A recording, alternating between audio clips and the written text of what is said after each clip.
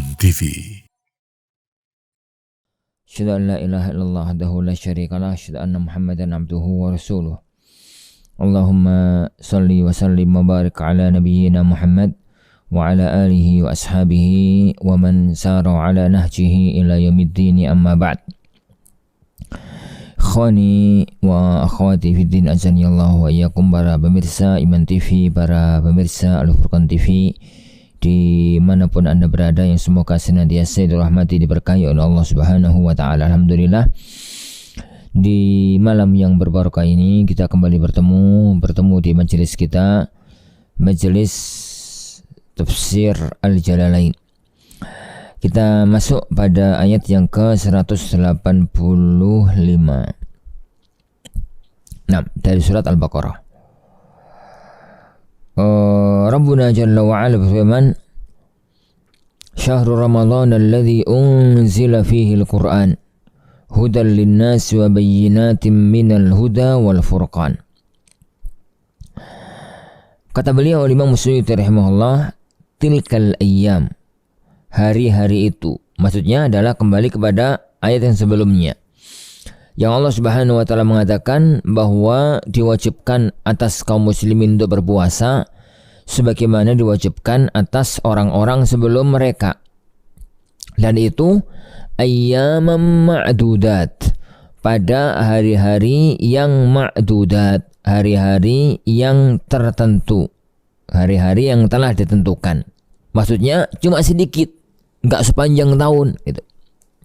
Lah, hari-hari yang telah ditentukan itu apa? Kata beliau, yang kata Allah Subhanahu wa Ta'ala, hari-hari itu adalah tilkal ayyam, hari-hari itu adalah syahrul Ramadan, pada bulan Ramadan. Alladzi unzila fihi al-Quran, yang diturunkan padanya Al-Quran. Kenapa? Nama Ramadan itu, para ikhwah sekalian, sudah ada sebelum Islam. Nama Ramadan itu sudah ada sebelum Islam. Karena orang-orang Arab pada zaman dahulu itu sudah kenal kalender Arab namanya. Sudah ada bulan, sudah ada hari, sudah ada tanggal. Yang belum ada tinggal tahun. Yang belum ada tinggal tahunnya. Sehingga orang-orang Arab pada zaman dahulu, tatkala mereka menyebutkan kejadian, itu sudah jelas bulannya, harinya, tanggalnya. Tahunnya yang belum jelas, mereka menggunakan patokan tahun yang di situ ada kejadian-kejadian besar. Semacam kalau terjadi pada lahirnya Rasulullah dinamakan tahun fil, amul fil, tahun gajah. Kenapa tahun gajah? Karena pada tahun itu terjadi peristiwa heboh. Terjadi peristiwa besar, penyerangan pasukan Abraha membawa pasukan bergajah untuk menghancurkan Ka'bah, yang kemudian mereka dilebur oleh Allah Subhanahu wa Ta'ala dengan pasukan burung yang menghancurkan mereka. Nah, salah satu di antara nama-nama tersebut adalah bulan Ramadan. Penamaan itu dinamakan dengan berdasarkan musim atau peristiwa yang terjadi pada bulan tersebut. Nah, dulu saat penamaan bulan, pada waktu menamakan Ramadan itu pas musim panas, sehingga mereka menamakan bulan itu dengan Ramadan. Diambil dari kata-kata Ramadan, dan Ramadan itu panasnya padang pasir. Jadi syahrul Ramadan alladzi unzila fihi al-Quran, bulan Ramadan yang pada bulan itu diturunkan padanya Al-Quran. Apa makna diturunkan Al-Quran di sini? Minal lauhil mahfud ila sama'id dunia, diturunkan dari lauhul mahfud ke langit dunia. Fi lailatul qadri, di malam Lailatul Qadar. Jadi turunnya Al-Quran yang Allah turunkan pada bulan Ramadan itu maknanya apa? Lawang faktanya Al-Quran itu turun kepada Rasulullah Shallallahu Alaihi Wasallam, yuk di Ramadan, yuk di luar Ramadan. Ada yang turun di Ramadan, ada yang turun di luar Ramadan. Karena turunnya Al-Quran itu sepanjang hidupnya Rasulullah SAW sampai beliau jelang meninggal dunia. 22 tahun lebih, atau kalau mau dibulatkan ya 23 tahun. 13 tahun di kota Mekah, 10 tahun di kota Madinah. Lah, ya ada yang Ramadan, ya ada yang di luar Ramadan. Nah, terus makna Al-Quran turun di bulan Ramadan ini apa? Ada dua penafsiran yang muncul di kalangan para ulama. Makna yang pertama, dan ini makna yang dipilih oleh Imam Suyuti rahimahullah. Jadi beliau mengatakan makna unzila fihil Quran. Diturunkan padanya Al-Quran ini maknanya adalah turunnya Al-Quran dari Allah, dari Lauhul Mahfud ke langit dunia. Langit dunia itu, tempat Al-Quran di langit dunia itu namanya Baitul Izzah. Turun dari Allah, dari Lauhul Mahfud ke Baitul Izzah di langit dunia. Turun total 30 juz 114 surat 6.000 sekian ayat. Turun semua total lengkap dari awal Al-Quran sampai akhir Al-Quran. Turunnya itu bukan ke dunia. Turunnya itu adalah dari Lauhul Mahfud, dari Allah Subhanahu wa Ta'ala ke langit dunia. Tempatnya Al-Quran di langit dunia namanya Baitul Izzah. Taib, itu mana yang pertama. Mana yang kedua? Mana unzila fihil Quran, diturunkan padanya Al-Quran, adalah turun pertama kali.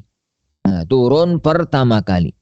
Pertama kali turun Al-Quran kepada Rasulullah SAW, itu turunnya adalah di bulan Ramadan, di malam hari, malam Lailatul Qadar. Beliau mengatakan di sini, fi Lailatul Qadari. Ini di fi Lailatul Qadari, di malam Lailatul Qadar. Dan memang benar, karena Al-Quran turun pertama kali kepada Rasulullah SAW adalah ayat yani Iqra' bismi rabbikal ladzi khalaq sampai yani 'allamal insana ma lam ya'lam. Itu turunnya di malam hari, di malam-malam Ramadan, tatkala Rasulullah SAW sedang yani menyendiri di Gua Hira. Yani sedang menyendiri di Gua Hira. Nah, kenapa harus kita manai dengan makna ini? Ya karena kalau kita manai bahwasanya Al-Quran itu turun di malam Lailatul Qadar di bulan Ramadan, tok begitu, jelas menyelisih fakta, dan itu nggak mungkin. Maka harus ditakwil, kalau dalam bahasa tafsirnya itu harus dimanai dengan makna yang lain, dikompromikan dengan dalil-dalil yang lain untuk bisa mendapatkan makna yang pas dan tidak benturan dengan dalil-dalil yang lainnya. Jadi kesimpulannya bahwa turunnya Al-Quran pada malam Lailatul Qadar, pada bulan Ramadan, itu dua kemungkinan makna. Kemungkinan yang pertama, turun dari Allah Lauhul Mahfud ke langit dunia, ke Baitul Izzah. Yang kedua, turunnya itu adalah turun pertama kali turun kepada Rasulullah sallallahu alaihi yani wa ala alihi wa sallam. Nah, turun kepada Rasulullah sallallahu alaihi yani wa ala alihi wa sallam. Ucapan beliau fi Lailatul Qadri, di malam Lailatul Qadar. Ada sedikit pembicaraan yang perlu didiskusikan berkaitan dengan ucapan beliau ini. Turunnya Al-Quran pertama kali kepada Rasulullah SAW di malam Lailatul Qadar itu tidak terbantahkan. Karena itu nas Al-Quranul Karim. Tatkala Allah berfirman, Inna anzalnahu fi Lailatul Qadri. Sesungguhnya kami turunkan Al-Quran itu di malam Lailatul Qadar. Jadi turunnya di Ramadan, di malam hari, malam itu malam Lailatul Qadar. Ada sedikit yang perlu didiskusikan di sini. Tanggalnya kapan? Karena Allah hanya nyebut bulan. Hanya nyebut malam. Hanya nyebut status malam itu Lailatul Qadri. Dan dalam satu riwayat, kejadiannya itu hari Senin. Lah terus tanggalnya kapan? Yang kondang di kalangan para ulama, dan itu yang kondang di negeri kita, itu terjadi pada tanggal 17 Ramadan. Tapi pendapat ini bukannya tanpa bisa dibantah. Bukannya pendapat yang absolut begitu ya, nggak bisa dibantah. ada satu yang perlu untuk didiskusikan dalam masalah itu. Malam Lailatul Qadar itu nggak mungkin terjadi pada malam 17. Karena Lailatul Qadar itu kata beliau sallallahu alaihi wasallam, iltamisuha fil ashril awal fil ashril akhir min Ramadan. Carilah malam Lailatul Qadar itu di 10 malam yang terakhir, dan 17 Ramadan itu bukan 10 hari yang terakhir. Oleh karena itu sebagian ahli ilmu mengatakan bahwa kejadian itu bukan di tanggal 17 Ramadan. Kejadian itu tanggalnya di hari yang lain. Contoh misalkan Syekh Safiur Rahman Mubarakfuri dalam kitabnya Rahul Mahtum, yang beliau menyebutkan bahwasanya kitab itu, bahwasanya peristiwa itu terjadinya dalam malam 21 Ramadan. Wallahu a'lam bishawab. Nah,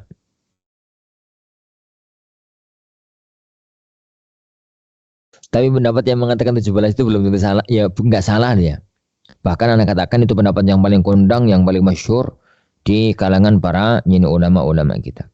Nah, minhu di antara Al-Quran itu, kandungan Al-Quran itu adalah hudan sebagai petunjuk, hal sebagai hal. Hudan itu adalah hal. Hadiyan mananya adalah hadiyan minal dhalalah, pemberi petunjuk dari kesesatan. Linnasi kepada manusia, wabayyinatin dan merupakan ayatin wadhihat, tanda-tanda kekuasaan Allah yang gamblang, yang jelas. Minal huda dari petunjuk itu sendiri. Ay mimma yahdi ilal haqqi minal ahkam, yang bisa memberi petunjuk kepada kebenaran dari hukum-hukum. Wa minal furqan juga merupakan pembeda. Mimma yufarriqu bainal haqqi wal batil, yang membedakan antara kebenaran dengan kebatilan. Al-Quran itu Allah sifati dengan 3 sifat utama dalam ayat ini. Sifat yang pertama, Al-Quran itu sebagai hudal linnas, pemberi petunjuk. Maka barang siapa yang mempelajari isinya, kemudian mengambil ilmu dari Al-Quran, lalu mengambil petunjuknya, lalu mengamalkannya, maka dia tidak akan tersesat. Karena sudah janji. Yani karena Allah Subhanahu wa taala sudah berjanji. Lah, tapi kan nggak mungkin, satu hal yang harus dipahami, nggak mungkin memahami Al-Quran, nggak mungkin mengamalkan isi Al-Quran kecuali memakai sunnah-sunnah Rasulullah Sallallahu Alaihi Wasallam. Contohnya firman Allah, wa aqimus salata, dan dirikanlah oleh kalian salat. Aqimus salata, dirikanlah oleh kalian salat. Lah, tatkala dirikanlah oleh kalian salat, caranya piye? Bagaimana tata cara melaksanaannya? Bagaimana modelnya? Berapa ruku'un, berapa rakaatnya? Yani berapa ini, berapa itu, dan macam-macam nggak jelas. Karena unsur ketidakjelasan itu, maka Allah Subhanahu wa taala mengutus rasulnya untuk memperjelas isi kitab sucinya. Oh, ternyata ada salat zuhur, salat asar, maghrib, isya, subuh. Ternyata waktunya begini, caranya begitu, syariatnya begini, begitu, dan yang lainnya. Itu jadi mana tadi? Itu yang pertama sebagai hudan. Yang kedua sebagai bayyinatin minal huda, sebagai bukti, yani nyata, kejelasan bahwasanya memang ini untuk petunjuk, bukan untuk yang lain. Al-Quran itu untuk petunjuk, untuk dipelajari, baca, dipelajari maknanya, kemudian pelajari maknanya, kemudian diamalkan, didakwahkan, begitu. Ini terhadap Al-Quranul Karim, bukan dijadikan jimat, dijadikan apa gitu, pun sakti atau pun apa, tidak. Tapi semua itu adalah untuk amal-amal kebajikan. Nah, taib. Yang ketiga sebagai furqan, pembeda antara kebenaran dengan kebatilan. Pembeda antara kebenaran dengan kebatilan. Taib. Faridanazanillahu yani wa iyyakum. Kemudian Allah Subhanahu wa taala meneruskan ayat ini. Faman syahida hadara minkumus syahra. Barang siapa yang menyaksikan, hadir menyaksikan pada waktu peristiwa itu, falyasumuhu, maka hendaknya dia itu berpuasa. Maka hendaknya dia itu berpuasa. Barang siapa yang masuk Ramadan tidak sakit, tidak safar, tidak ini, pokoknya dia masuk bulan Ramadan, maka dia itu falyasumhu, wajib untuk berpuasa. Ayat ini adalah menghapus hukum yang kemarin. Hukum yang kemarin itu wong kuat gak kuat boleh untuk tidak berpuasa. Orang yang kuat gak kuat boleh tidak berpuasa tapi bayar fidyah. Lah, setelah ayat ini turun, faman syahida minkumus syahra falyasum, barang siapa yang hadir tidak menangi gitu kalau bahasa kita puasa bulan Ramadan, maka hendaknya dia itu berpuasa. Wa man kana maridan,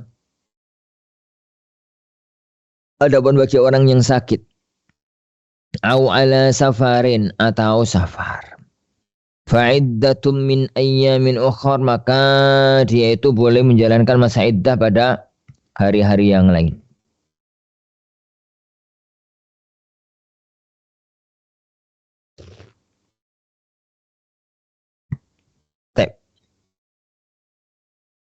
Taqaddama misluhu, telah lewat tafsir yang semisal ini pada ayat sebelumnya, bahwasanya wajibnya puasa Ramadan itu enggak secara mutlak. Enggak semua wajib. Ya, hukum asalnya wajib, tapi bagi orang yang sedang sakit. Sakit di sini saya katakan dalam pertemuan yang kemarin, sakit yang punya efek dengan puasanya. Sakit yang punya efek dengan puasanya. Maksudnya sakit itu kalau dipakai puasa itu punya pengaruh. Pengaruhnya tambah sakit atau tambah lama sembuhnya, itu namanya punya pengaruh. Adapun yang dia itu sakit, tapi sakitnya itu nggak punya pengaruh dengan puasanya, maka itu bukan sakit yang ada dalam ayat ini. Karena semua kalimat tergantung kepada konteks pembicaraan yang dibicarakan dalam masalah tersebut. Ini dalam masalah tersebut. Misalkan, kalau ada orang udunan bahasa saya apa ya? Ya udunan. Udunnya itu ada di lutut. Ya, dia ya sehat segar buker, nggak ada masalah. Cuma kakinya itu dipakai nekuk nggak iso. Pakai nekuk nggak iso karena udunnya itu pas ada di lutut. Nah, ini sakit. Iya, siapa yang mengatakan nggak sakit? Sakitnya sakit. Tapi sakitnya itu dipakai puasa, nggak dipakai puasa, gono efeknya. Maka wajib untuk berpuasa. Adapun sakit yang ada dalam ayat ini adalah sakit yang punya efek kalau dipakai untuk berpuasa. Nah, tabarehwah yang dimulakan Allah Subhanahu wa taala. Man kana maridan aw ala safarin, atau sedang safar. Atau sedang safar.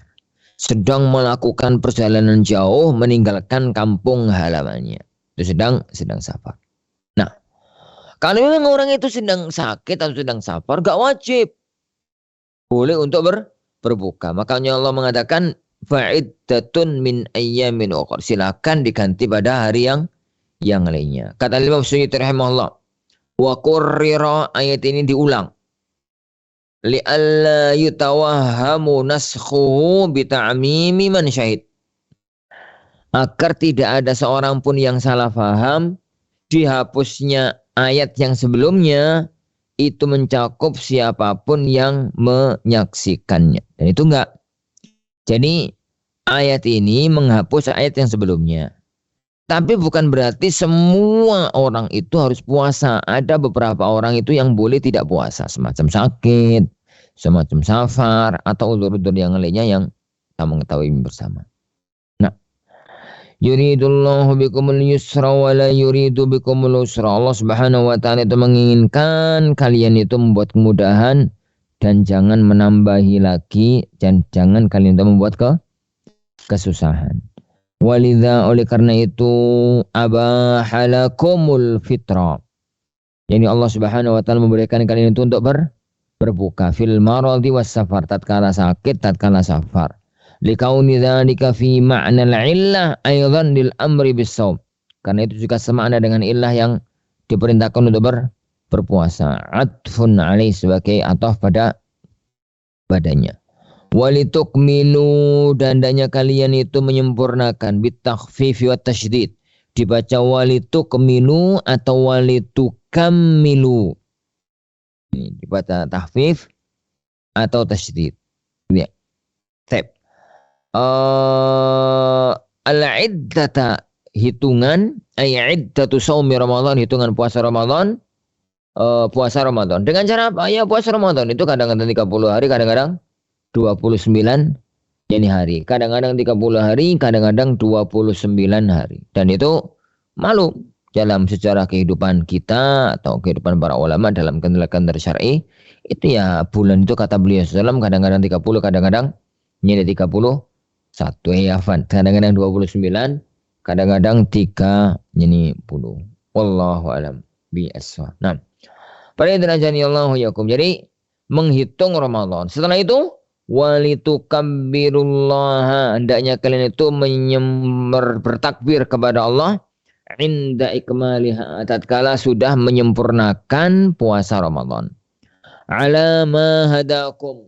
Semua itu karena Allah memberi hidayah kepada kalian. Dan ini sangat penting. Hidayah itu adalah milik Allah. Kemudian kalau Allah ngasih hidayah kepada kita, bisa ini, bisa itu, maka bersyukurlah kepada Allah Subhanahu wa taala. Bersyukur kepada Allah Subhanahu wa taala tatkala Allah kita ke pintu hidayah, pintu majelis ilmu dan macam-macam yang lainnya. Taib. Walitukmilul iddata walitukabbirullaha ala ma hadakum, atas apa yang kan kepada kalian. Ala ma hadakum. Taib. Wa la'allakum tashkurun, dan semoga kalian itu menjadi orang-orang yang syukur. Nah, pada idzani Allahu wa iyyakum. Jadi semacam itu beberapa hal yang berkaitan dengan fikih puasa.